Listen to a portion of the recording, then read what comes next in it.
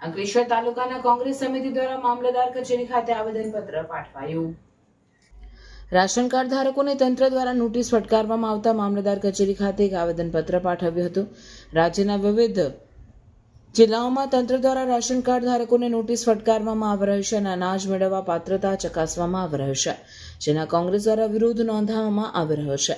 ત્યારે આજરોજ અંકલેશ્વર તાલુકા કોંગ્રેસ સમિતિ દ્વારા પ્રભાત જીનથી મામલતદાર કચેરી કરણસિંહ રાજપૂતને કાર્યકારી પ્રમુખ સંજયસિંહ રાજ સહિતના આગેવાનો એક આવેદનપત્ર પાઠવ્યું હતું, જેમાં જણાવ્યા અનુસાર જો સરકાર ગરીબ અને આદિવાસી પરિવારોના NFSA હેઠળના હકોને સુરક્ષિત રાખવા તાત્કાલિક કાર્યવાહી કરવાની માંગ કરવામાં આવી હતી।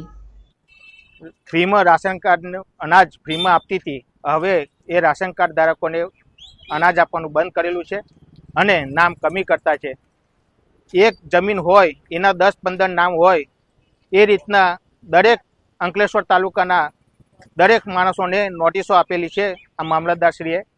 તો અમે એ કહેવા માગીએ છીએ કે આ ખોટું છે, જે સાચું હોય એ તમે ચલાવો, ના નથી, પરંતુ ગરીબ માણસોને, રેખા હેઠળ જીવતા માણસોને, ગરીબ માણસોને જે અનાજ આપતા હતા એ ચાલુ કરો, એ જ અભ્યર્થના સાથે વિરમું છું। જય હિન્દ, જય ભારત।